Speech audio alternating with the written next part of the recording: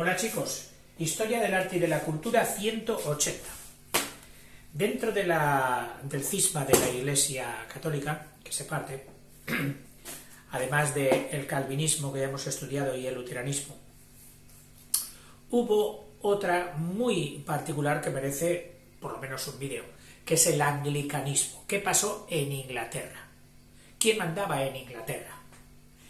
¿Cómo era Inglaterra en aquel tiempo? Bueno, tenemos que decir que Inglaterra en aquel tiempo, aparte de estar mandada por un jovencísimo rey, Enrique VIII, fervoroso católico, hasta el Papa León X le había dado un premio, le había otorgado el premio de defensor de la fe, por haber escrito a favor de los 7 sacramentos, no de los 2, sino de los 7, que era la apuesta de la Iglesia Católica hasta entonces. O sea que este era el rey. Inglaterra era más bien un reinado pobre, con falta de recursos. Y entonces los aires llegados de Europa, de no solo aspectos dogmáticos, sino aspectos crematísticos, puesto que automáticamente la ruptura con la Iglesia Católica significaba la incautación para los poderes públicos de ese reino de todas las propiedades de la Iglesia Católica. Y esto pudo al rey, aunque el conato inicial, es decir, la chispa, fue de asunto amoroso, podemos decir, o político de sucesiones. Él, en su primer matrimonio, estaba casado con Catalina de Aragón, hermana de Juana la Loca, y ambas hijas de los reyes católicos. Esta reina, Catalina de Aragón, no le dio hijos varones, le dio solo una hija, María, que luego llegaría a reinar después de su padre, después de Enrique VIII. Entonces, Enrique VIII, un joven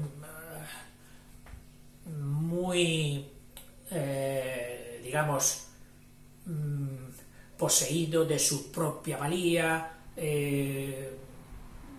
prepotente, por así decirlo, dijo, oye, no van a morir yo y que reine otro que no sea hijo mío, porque la ley de descendencia era que reinaba el hijo varón, que luego fue enmendado, según veremos, pero él quería tener un hijo varón, y puesto que su mujer, Catalina de Aragón, no se lo podía dar, pidió al Papa la nulidad de su matrimonio para poderse casar de nuevo.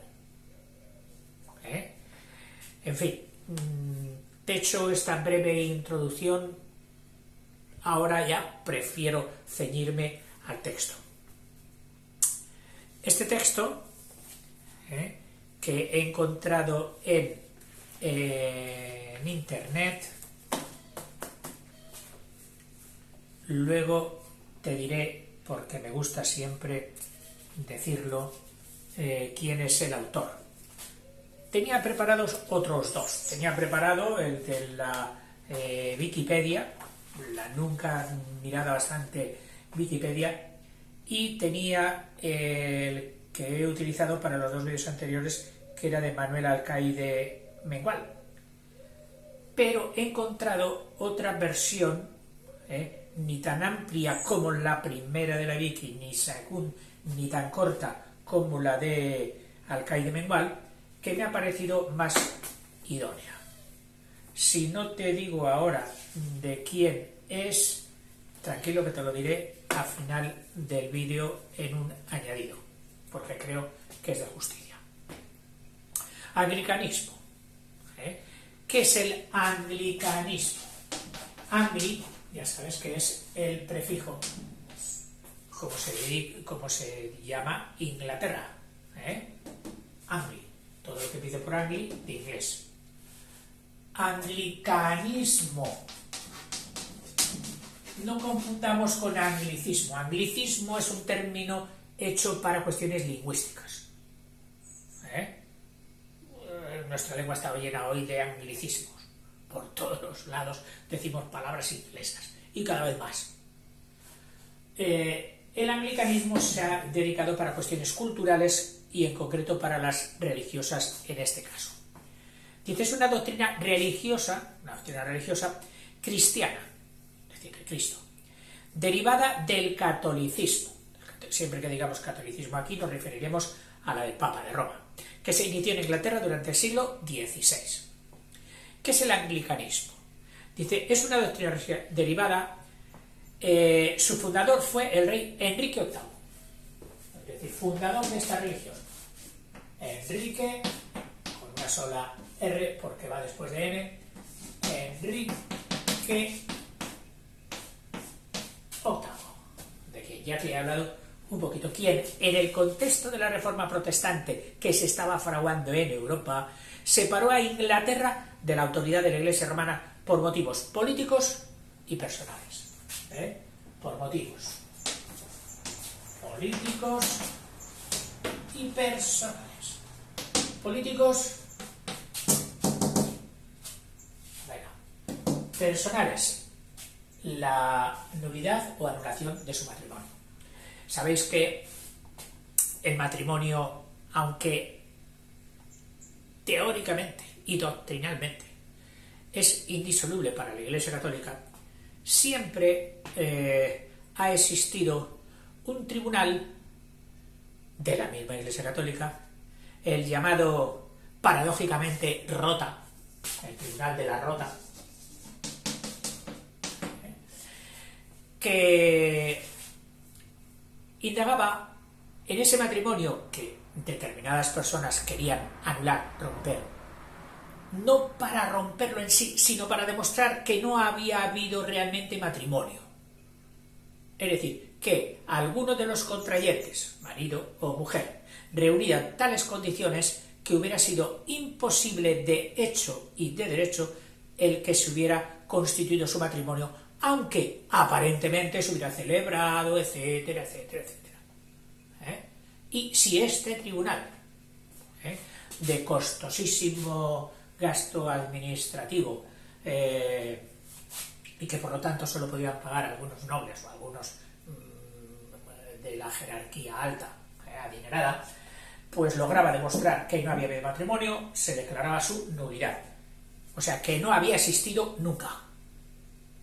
Eso es lo que la Iglesia hizo bastantes veces y en nuestros días, bueno, me refiero más a los míos, quizás que a los tuyos si eres más joven, lo he vivido. O sea que,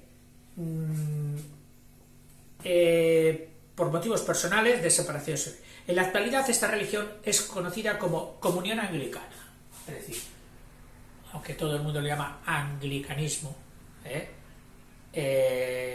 dice que legalmente es conocida como comunión anglicana, que dicho en inglés tendrá otras palabras, community, y reconoce al arzobispo de Canterbury, esa ciudad creo que está limitando con Londres o cerca de Londres, como su líder espiritual, el arzobispo de Canterbury.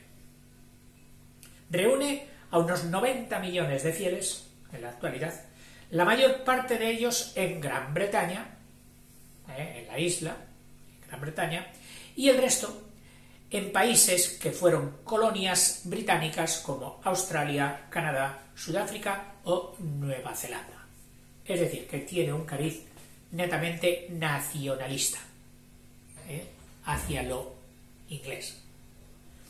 A pesar de sus diferencias con el catolicismo, que vamos a ver cómo fueron surgiendo y cómo se fueron dando y constituyendo esas diferencias, que no fueron iniciales, ya verás, tiene más similitudes con la Iglesia romana, con la Iglesia de Roma, se parece mucho más a la Iglesia de Roma, que las otras vertientes protestantes como el luteranismo y el calvinismo. O sea, es muy parecida, el anglicanismo es muy parecido doctrinalmente a la Iglesia católica. Por cierto, que la Iglesia anglicana nunca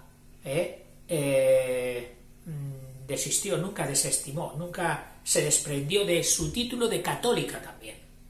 Aunque católica sabemos que significa de ámbito mundial y llamada a extenderse por todo el mundo.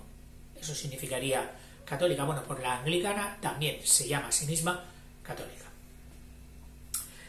En 1517, es decir, principios del siglo XVI, el monje y teólogo alemán Martín Lutero, pues ya sabes que criticó diversas prácticas de la Iglesia católica, etcétera, la venta de indulgencias y la acumulación de riquezas y riquezas materiales. Su predicación a favor de un retorno de los valores hacia los principios del cristianismo, los puros, los limpios, un movimiento, y en contra de la autoridad del Papa, pues dio origen al protestantismo europeo, por así llamarlo. Un movimiento religioso que en poco tiempo se extendió gran parte, ya lo sabes, por centro y norte de Europa. Y con Calvino también por Francia. En este contexto, el rey Enrique VIII es cuando solicita al Papa Clemente VII, imperante en ese momento, la anulación de su matrimonio con Catalina de Aragón, su primera esposa, que no le podía dar un varón. Catalina de Aragón, como el Papa se negó, en 1534, una fecha importante, en 1534, Enrique VIII sentencia, aprueba el acta de supremacía. El acta de supremacía.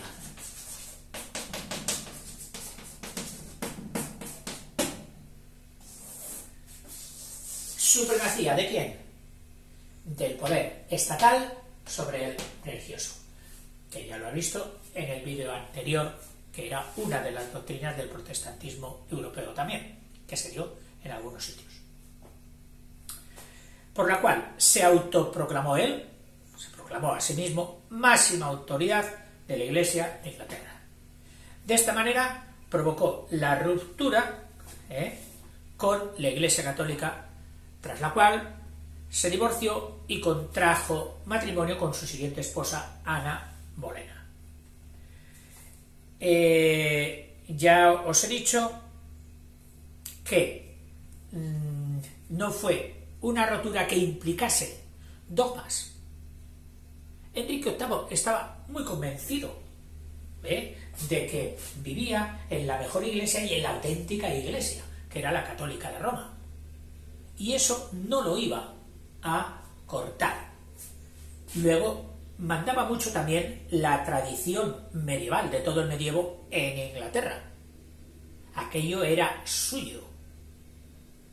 Esa tradición, esa teología, esos dogmas, los consideraba como suyos y no quería cambiarlos. O sea que en vida de Enrique VIII no se dio prácticamente ninguna reforma doctrinal ni dogmática. Vino luego, a continuación, una vez muerto él. Cosa curiosa. O sea, él solo quería tener la sartén por el mango. Decirle al Papa de Roma, tú no mandas aquí. Yo me divorciaré cuantas veces me dé la gana, que lo hizo, creo que hasta 7 veces, me parece. Y por lo demás, como yo tengo mucha necesidad, ¿quién no? Pues todas las posesiones que tiene aquí la Iglesia Católica, la Iglesia de Roma, pasan al Estado inglés.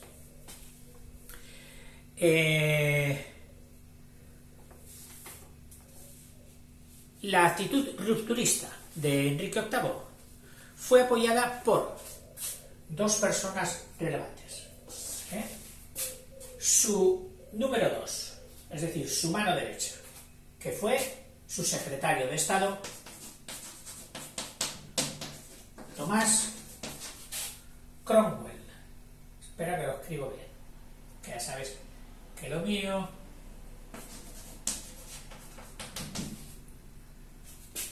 Cromwell. Bien. Y también, o sea, este era su secretario de Estado, y también por quizás la principal autoridad religiosa en Inglaterra en aquel tiempo, que era el arzobispo de Canterbury, que en el momento era el que luego dio mucha... Tomás, vamos a ponerlo en inglés, Tomás Cranmer.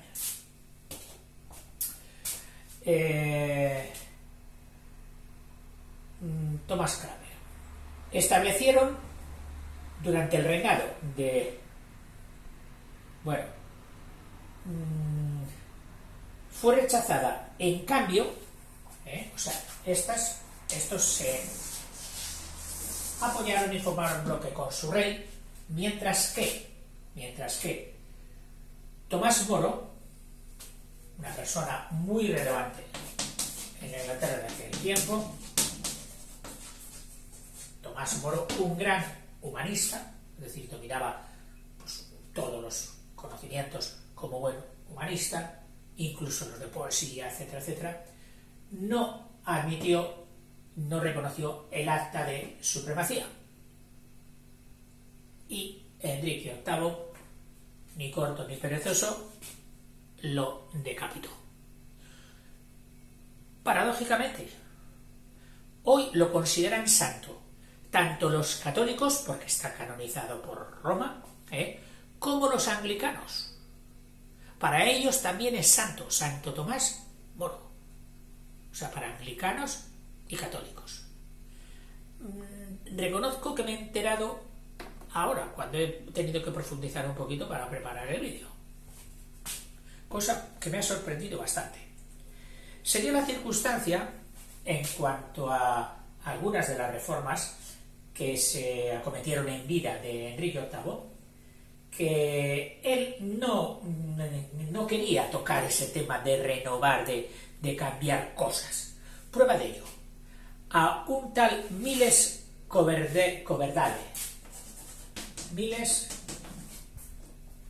perdón por pronunciarlo así, no sé si era Miles o como sea, Miles Coverdale, en vez de pronunciarlo mal en inglés, prefiero pronunciarlo mal en español. Bueno, tradujo la Biblia al inglés, pero lo hizo sin permiso. ¿Y qué le pasó? Que Enrique VIII le llamó y le dijo: sí, ¿cómo haces eso? Ajusticiado. Más adelante, ya con permiso de él, se hizo otra traducción que se llamó la Biblia de los Obispos. Entre los dos favoritos, Cromwell y el arzobispo Cranmer, montaron o establecieron las primeras estructuras doctrinales y litúrgicas del anglicanismo. Y en 1539 promovieron, o sea, 5 años más tarde, o 6, ¿no? Sí, 5, en el 39, 5 años más tarde, cogieron todas las abadías, monasterios, iglesias, todas católicas, disueltas. Quedáis disueltos, quedáis sin función. Y todas vuestras posesiones pasan al Estado inglés.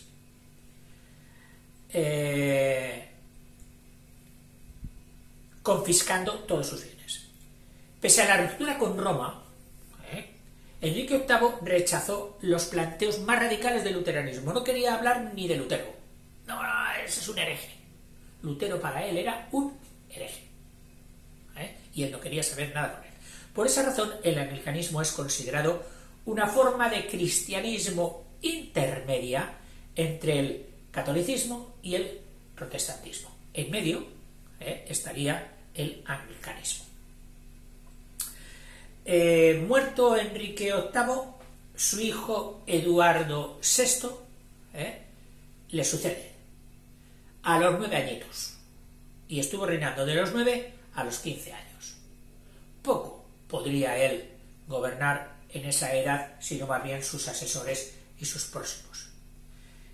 Más tarde, cuando él muere en 1553, Eduardo VI, entra, ya no había hijos varones, entra la primera mujer, que era María, que reinó como María I, hija de Catalina de Aragón. Y ella dijo, ¡guau! Se ha acabado toda esta movida del anti-Roma y anti-Papa y todo esto. Todo vuelve como estaba. Y con el apoyo de su tío primo, Felipe II, que reinaba en España, pues se sintió fuerte y con sus adeptos, que también los tenía, tuvo muchos contrincantes, pero también tenía adeptos, quiso volver todo a los inicios de antes de su padre o de la primera fase de su padre. La reina intentó reimplantar el catolicismo y mandó quemar en la hoguera a Tomás Cranmer. El arzobispo de Canterbury se resistió mucho, puso mucha resistencia. Y en los últimos años, cuando ya estaba preso para ser ajusticiado por la reina, por María, llegó a retractarse, es decir, a desdecirse de todo lo que había dicho. Es más, lo podrían, por estas declaraciones de arrepentimiento, que parecían reales, podría haber sido indultado. Pero la reina no aceptó. Ella tenía que dar un escarmiento y cortar aquel movimiento de raíz, y no había en aquel tiempo, mejor manera, y ya lo sabéis, así de cruda ha sido la historia, que la muerte del que se oponía a los deseos de los que mandaban. Y lo condenó a muerte, que sería quemado en la hoguera. El mismo día en que iba a ser quemado, le permitieron, en un acto público, seguramente en la misma catedral, en el púlpito, que cantase su palinodia, es decir, su arrepentimiento, sus razones.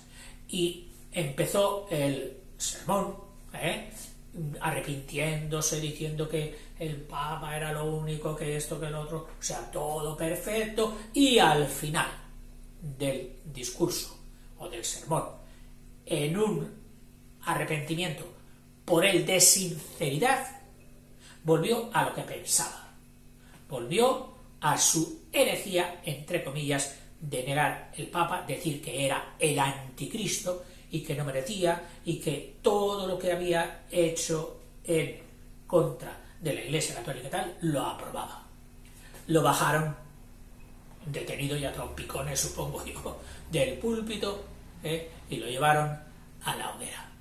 Y dentro de la hoguera, pues dijo, veo a Dios esperándome en el cielo, etcétera, etcétera, y hoy es considerado como santo, pero solamente por los anglicanos. Es decir, para ellos será Santo Tomás Cranmer. Cosa curiosa, que pueda estar en el mismo pedestal que Tomás Moro, que defendió exactamente lo contrario, pero ambos murieron, el uno decapitado y el otro quemado en la hoguera. Pero María muere prematuramente, duró muy poquito en el reinado, unos 5 años, me parece, una cosa así. Y entonces entra su hermana, su medio hermana, su hermana de padre, hija de Enrique VIII y de Ana Bolena, la segunda esposa después de Catalina de Aragón, que reinó como Isabel I de Inglaterra.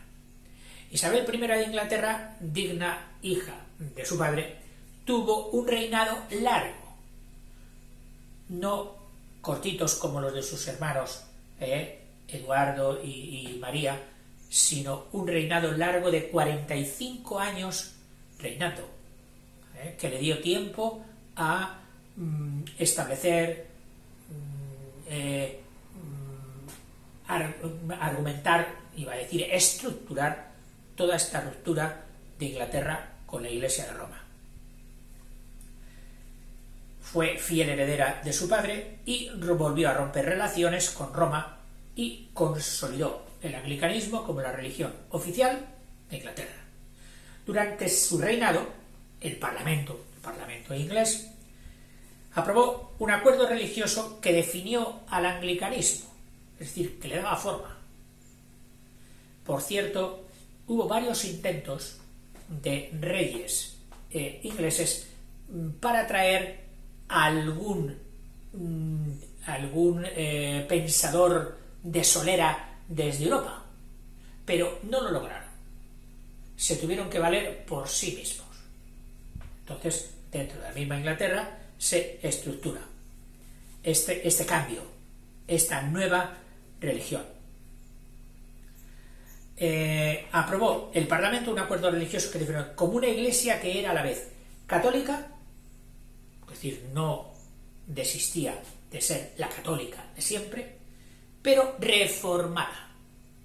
Es decir, reformada para ellos significaba embellecida, purificada, reformada, con el monarca inglés, con el rey inglés, como jefe supremo de esa iglesia. Bueno, después de todo este rollete,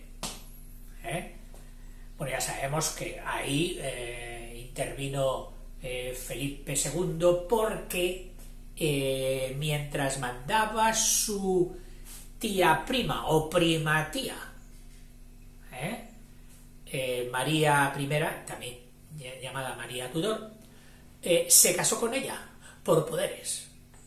Entonces fue rey consorte por ley de aquellos tiempos, de esposo, y cuando murió ella, legalmente le correspondía el rey de Inglaterra. Y hay libros en que en la dinastía de los reyes de Inglaterra figura Felipe II.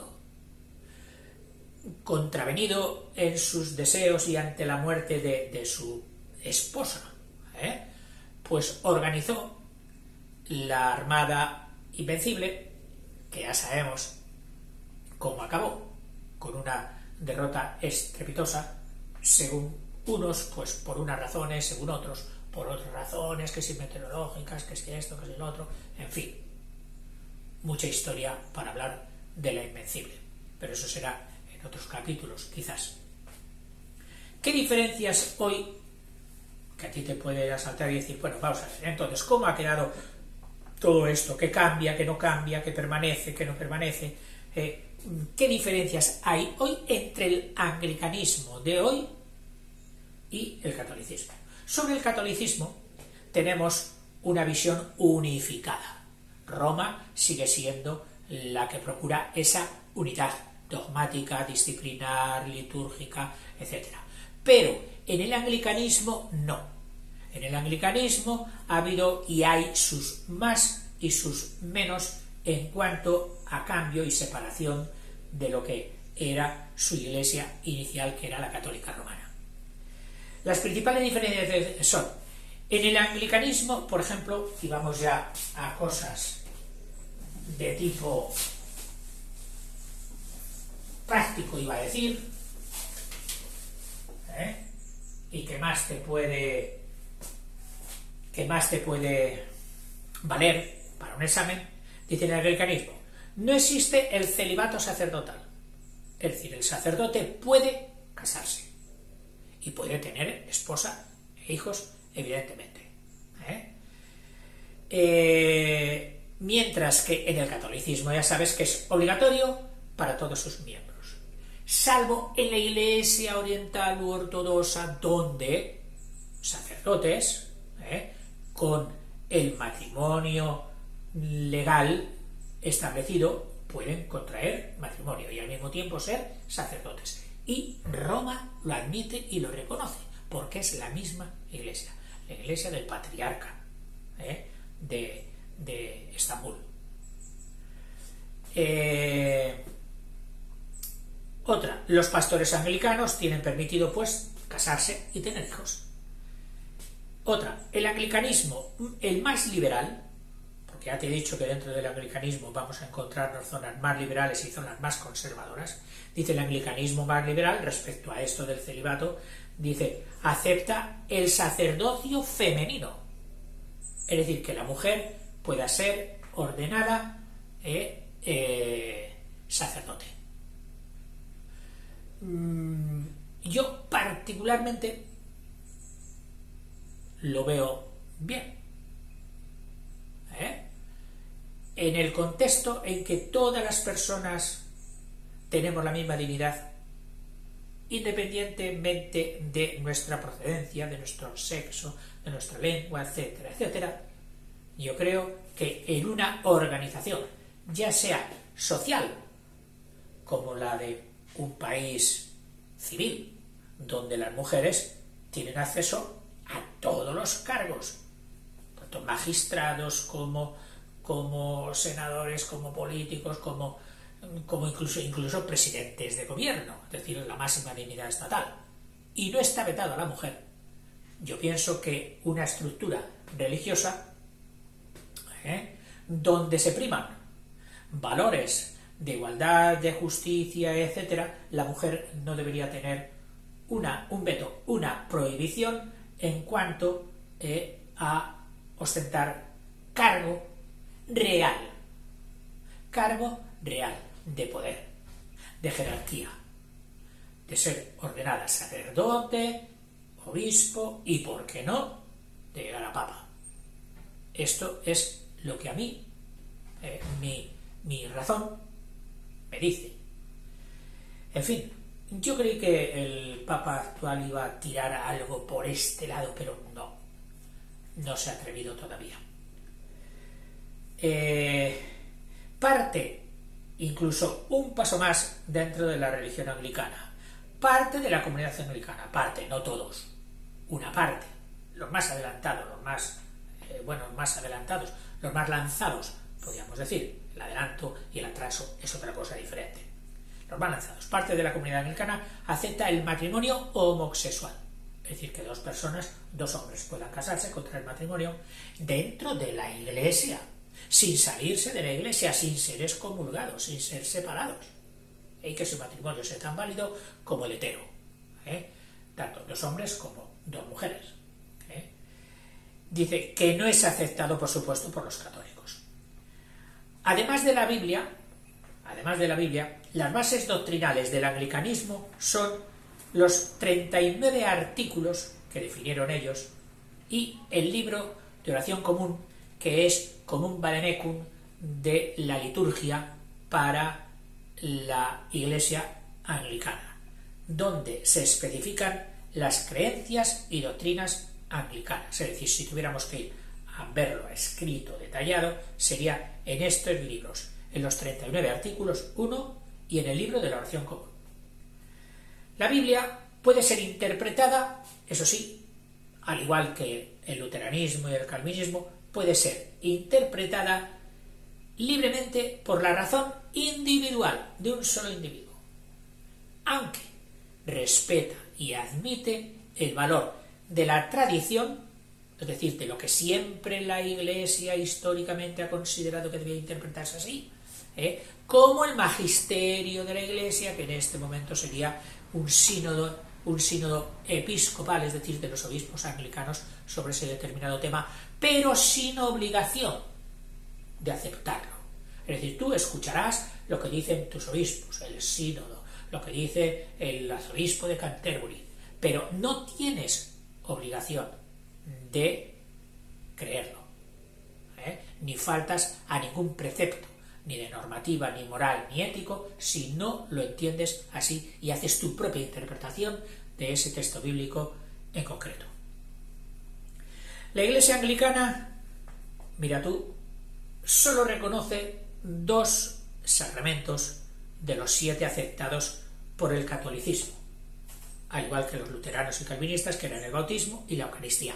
Pero, ojo, porque hay una facción, que luego veremos, del anglicanismo, que admite también los 7, igual que admitía su fundador, que fue defensor de los 7 sacramentos, por lo que recibió aquel título de defensor de la fe.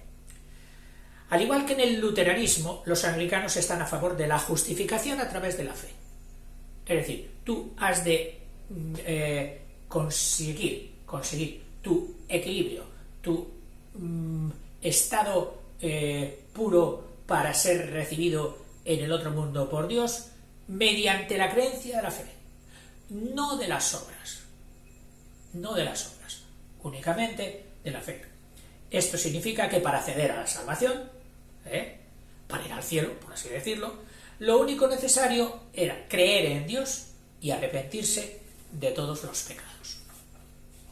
El líder de la Iglesia anglicana es el arzobispo de Canterbury actual, que tiene muy buenas relaciones con el Papa Francisco. Incluso el Papa Francisco en una de sus visitas le regaló su anillo episcopal, que el anillo ha sido siempre un símbolo del poder y del estatus del pontífice. Se lo regaló al arzobispo de Canterbury, como diciendo, por mí, que no haya problema en absoluto. Claro, hacer una unión es harina de otro costal. ¿Qué les convendría? Pues yo pienso que sí que les convendría. Pero eso sería muy, muy laborioso. Es el arzobispo católico, por lo que se desconoce la autoridad del Papa, que sería el jefe espiritual de la Iglesia Católica, Apostólica y Romana. Divisiones, entonces, y ya para acabar, si tuvieras que partir la Iglesia anglicana en tendencias o en grupos, ¿cómo lo deberíamos ver? Dice, la Iglesia anglicana se divide en tres ramas, las cuales se diferencian por su perspectiva sobre algunas doctrinas bíblicas, es decir, de cómo interpretan la Biblia unos, otros y los demás allá. Sobre eso. Estas ramas son las siguientes. Primero, los conservadores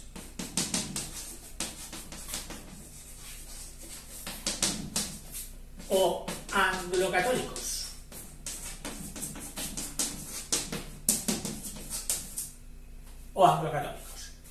Estos aceptan los 7 sacramentos,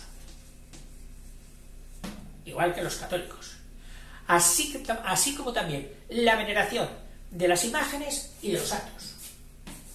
Veneración de imágenes y santos.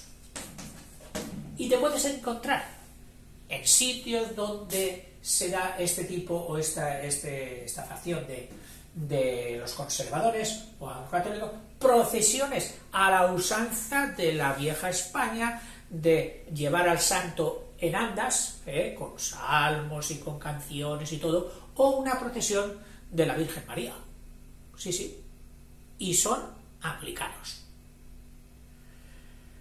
Y esto, el cabeza de la Iglesia Católica, que en este caso es el rey Carlos III, ¿verdad? Pues lo admite él. Los aspectos religiosos, dogmáticos, etcétera, no suelen entrar en ellos. Se lo dejan al arzobispo de Canterbury y a los obispos. Eso sí, no han renegado de su capitalidad, es decir, de ser el cabeza de la religión anglicana. Otros, los evangélicos.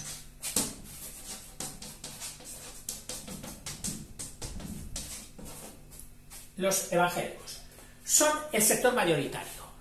Este grupo es minoritario, los evangélicos el sector mayoritario, el más extendido, y los que sostienen la perspectiva más reformada dentro del anglicanismo, aproximándose al calvinismo. Es decir, son más protestantes, más anti-Roma, anti-Roma, y más cercanos a las tesis calvinistas. y estos son mayoría. Sus integrantes hacen énfasis en el carácter protestante de su religión, es decir, que ellos no están de acuerdo con Roma. No, nosotros diferimos, disentimos, protestamos. De esta rama nació, por ejemplo, nació la Iglesia Episcopaliana o Episcopal de los Estados Unidos. Iglesia Episcopal de Estados Unidos. Y por último, los liberales. Como veis, en su talante tolerante han permitido que haya para todos los gustos, para ser más conservador, para ser más lanzado y más innovador, y para estar en medio, eso sí, siempre con un carácter anti-Roma, protestante. Y dentro de estos, dentro de los innovadores, de ir donde no se ha ido hasta ahora, los liberales, pues se trata de grupos que han llevado a cabo las últimas reformas en los preceptos del anglicanismo, ya que están a favor del ministerio femenino, es decir, a favor del sacerdocio de la mujer,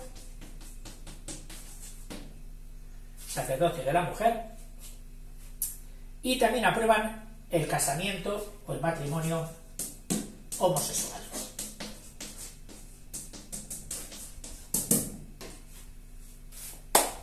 En fin, supongo que todavía quedarán muchísimas cosas, pero después de esto creo que ya tienes unas ideas tanto del origen como del anglicanismo actual, que supone y que puedas tener una buena nota en un examen. ¿De acuerdo? Luego te diré, en un añadido, el autor de este extracto, de este artículo que hemos utilizado. Hasta luego, chicos.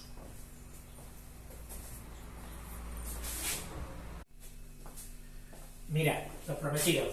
La página de la que he cogido el artículo es la https enciclopediadehistoria.com. Ahí no solo tienes sobre el anglicanismo, sino sobre muchos artículos, y aparentemente este me ha parecido muy comedido. Es decir, no desbordante, cargado de que siempre se puede cargar más, ni tampoco muy escueto. Una cosa bastante proporcionada. Hasta luego, chicos.